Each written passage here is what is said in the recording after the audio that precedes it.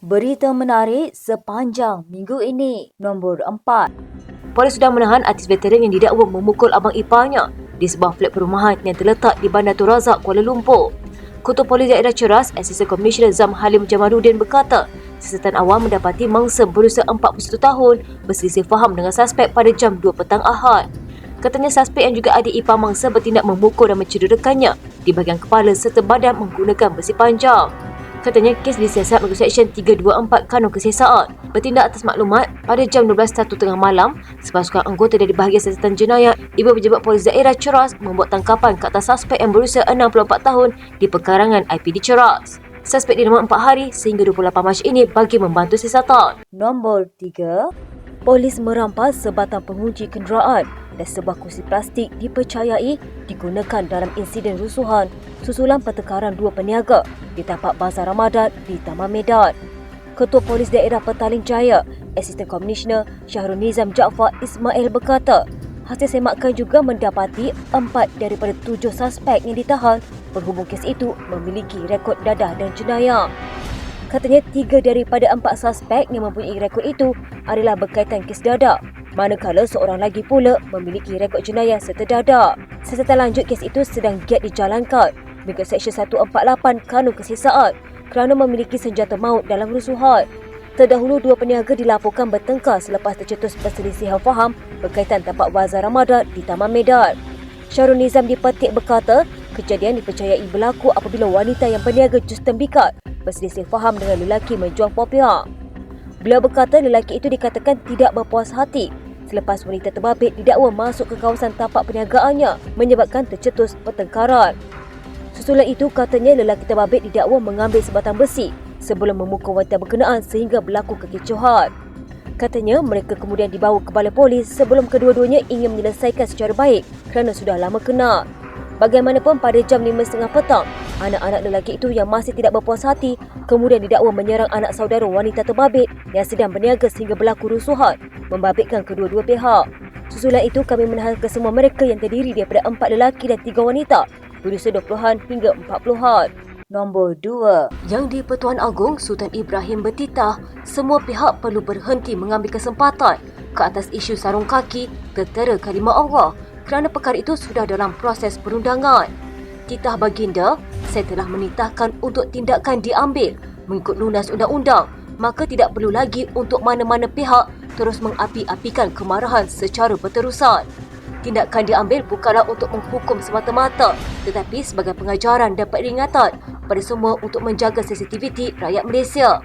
Seri Paduka Baginda bertitah adalah lebih baik untuk masyarakat mengambil iktibar daripada kejadian itu dan berusaha untuk mengeratkan lagi perpaduan. Baginda bertitah, kemarahan yang berlarutan tidak akan menguntungkan sesiapa. Semua pihak terutamanya pemimpin masyarakat perlu bertindak matang.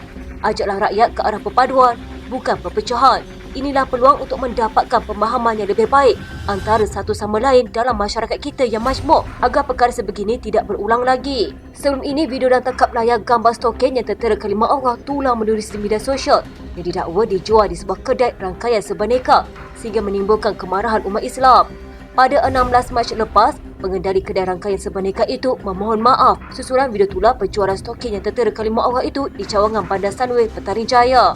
Pengasas dan pengerusi eksekutif kumpulan KK Supermart dan Superstore Sdn Bhd, Datuk Seri Dr. Chai Kin Khan dan isterinya Datuk Seri Loh Siu Mui mengaku tidak bersalah di Mahkamah Session di Shah Alam atas 2 pertuduhan melukakan perasaan orang Islam dalam isu berkaitan stoken tertera kalimah Allah. Sementara itu, pasangan suami isteri Soh Chin Huat dan Goh Lin Huai serta anak perempuan mereka Soh Hui San yang merupakan pengarah bagi syarikat pengedar Xinjiang Chang Sdn Bhd turut mengaku tidak bersalah atas pertuduhan bersubahat melukakan perasaan orang Islam dalam isu berkenaan pada tempat, waktu dan tarikh yang sama. Nombor 1.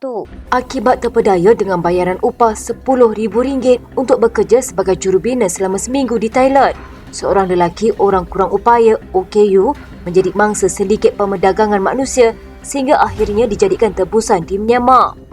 Mangsa berusia 28 tahun itu dipaksa membayar RM39,000 kepada sindiket sekiranya ingin dibebaskan dan pulang ke Malaysia.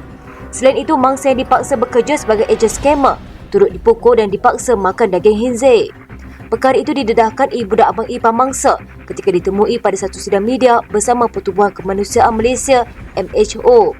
Ibu mangsa Nur Ania Matramim berkata, kawan baik kepada anak kelima daripada 6 adik-beradik itu memperkenalkan pekerjaan terbabit kepada anaknya dengan janji pendapatan lumayan untuk bekerja selama seminggu di negara jiran.